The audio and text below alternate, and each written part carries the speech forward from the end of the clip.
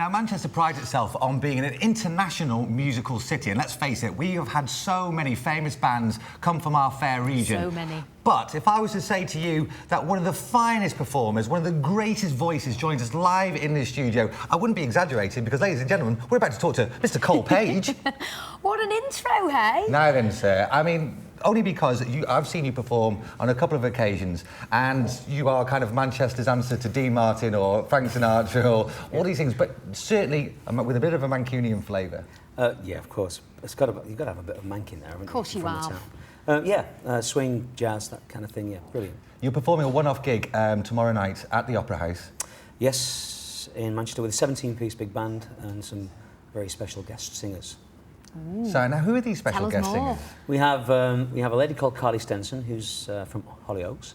We have Mike Tulin and Hugh Ferris from Key 103. We have a young lady called Jessica Tansey, who's got a great voice and is going to be a big star in the future, I'm sure. An opera singer from London, and another guy from Manchester called Greg Morton, and my daughter's singing. She's 13. Oh, really? No, is this the first time she's been on the stage? It isn't as far as performance is concerned, but it's the first time she's actually going to perform on a theatre stage with about 1,000+ people in wow. As a solo. So yeah, it's the first time. Do you feel quite nervous for her then? I would imagine as a parent. No? No, not at all, because she's been brought up, although she's apprehensive about it, and she is quite nervous, she's been brought up in this in that environment, in her life. Music's always been there. I've always been performing, so she's quite nervous, but she's also quietly confident. We have a piano at the house. We've gone through it 1,000 times, and I'm sure she's going to be fine. No, that's being too much of an obvious question, but performing with a big band, what's the difference as performing alone? It's, I'll be honest with you, the solo performances using playback are nice, still great. I enjoy the close proximity of a crowd when you know, if I'm doing a private event where people are sat down dining, I can wander around and I can intermingle. That's nice and that's personal.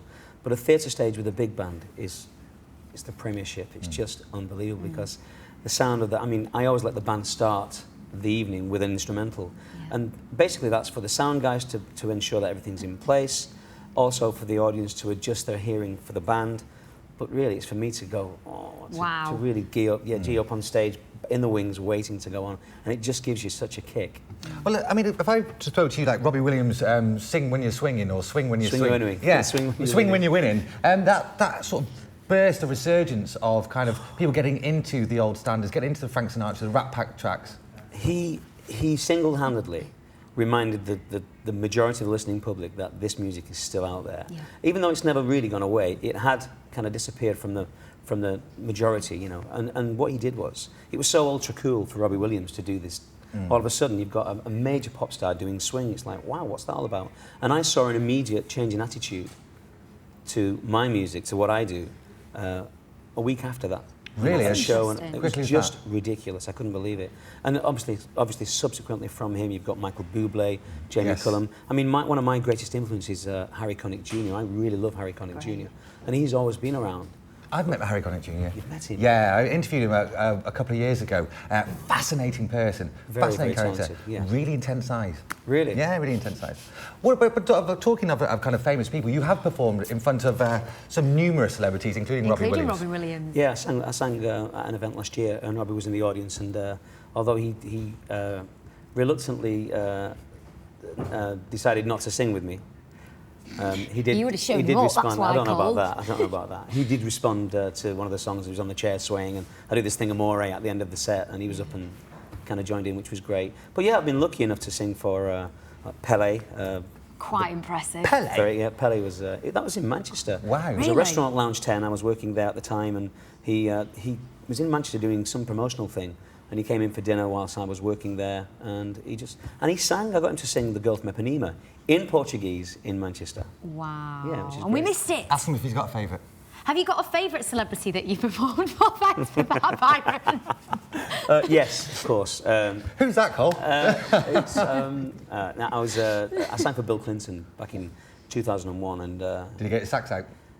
No, he didn't. He was actually at the table. It was at Tatton Park. He had the sax at the table. I tried to, entice him into coming up, but he wouldn't do it. But anyway, he's about 6'4". He's huge guy, very imposing, but the most mild-mannered man I've ever come across. He's so humble, and that kind of gave me such a.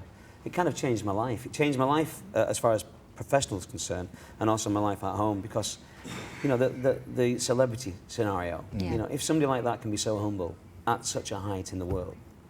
Cole, thank you very much for joining us this Thank you morning. very much indeed. We've got to press on, but you're going to be performing at the end of the show. Yes. Great look forward to that, and also great look forward to your gig tomorrow night. Tomorrow night. Okay, no problem Thank at you all. very much. But time now for some weather.